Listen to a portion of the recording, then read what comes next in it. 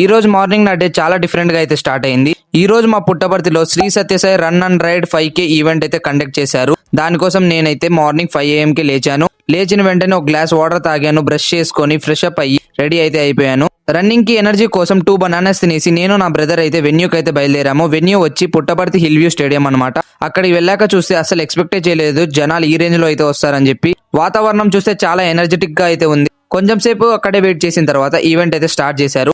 ముందుగా అందరికి వార్మప్ అయితే చేయించారనమాట. రన్నింగ్ స్టార్ట్ చేయడానికి ముందు ప్రాపర్ గా వార్మప్ చేసుకున్నాం. ఫస్ట్ సైకిల్ రైడ్ స్టార్ట్ అయింది. అది కంప్లీట్ అయ్యాక మా 5K రన్ కి టైం అయితే వచ్చింది. స్టార్టింగ్ లో క్రౌడ్ ఎక్కువగా ఉండడం వల్ల ప్రాపర్ గా రన్ చేయడానికి కొంచెం స్పేస్ అయితే లేదు. కొంచెం ముందరికి వెళ్ళిన తర్వాత గోకులం నుంచి మేము రన్నింగ్ అయితే స్టార్ట్ చేసాం.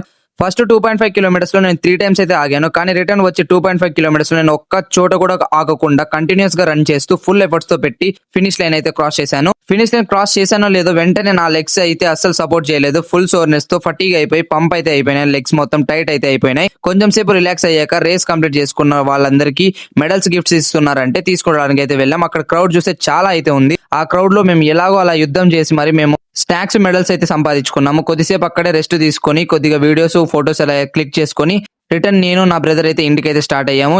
ఇంటికి వచ్చిన తర్వాత కొంచెం సేపు రెస్ట్ తీసుకొని రన్నింగ్ తర్వాత రికవరీ కోసం స్ట్రెచ్చింగ్ అయితే చేశాను. స్ట్రెచ్చింగ్ కంప్లీట్ చేసుకొని బాత్ చేసుకొని ఫ్రెష్ అప్ అయ్యాను. ఇంకా నా favourite high protein vote meal అయితే తినేసి ఈ డే అయితే కంప్లీట్ చేశాను గైస్.